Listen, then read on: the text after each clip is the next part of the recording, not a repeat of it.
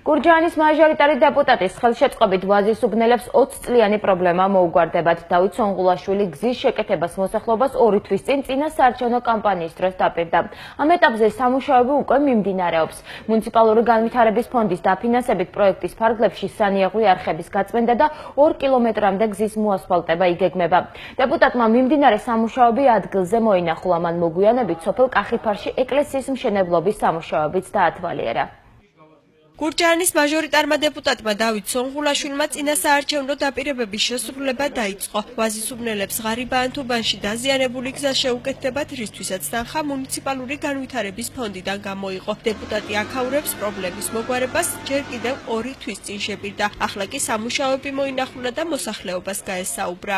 სამუშაოები უკვე დაიწყეს, კილომეტრი და 400 არის.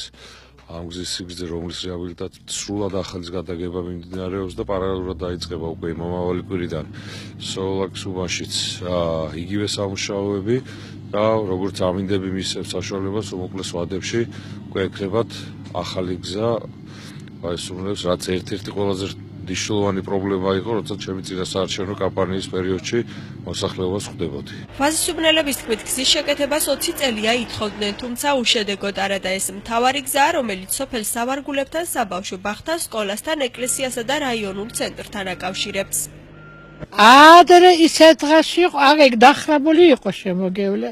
ვერ გადავიდოდი, წყალი რო გადმოვარდებოდა, დიდი წყალით, ქრიალით მოდიოდა. გვიხარია, რომ სოფლის გზა ნორმალურად გამაიყურებოდა. ყველანაირად გაუბედურებული იყო გზა. ვერც ფეხით მოსიარულე ვერ გაივლიდა და ტრანსპორტი იყო თუ რამე, აი, ბას ვერ გავხსნით ხოლმე ფანჯრებს. საღამოთი ან რაღაც სუფთა ჰაერი შემოსულიყო, რაღაცა გაუბედურებული იყო და რა ვიცი, ახლა მივესალმებით, რომ აკეთებენ. ორმოები იყო ამოთხრილი, გაფუჭებული იყო გზები და ეს ძალიან კარგია, რასაც აკეთებენ. დაპირება შეასრულეთ. მთელი სოფელი აქ დადის და ეს სამუშაოზე თუ რამე ტრანსპორტი აქ დადის. ძალიან კარგია.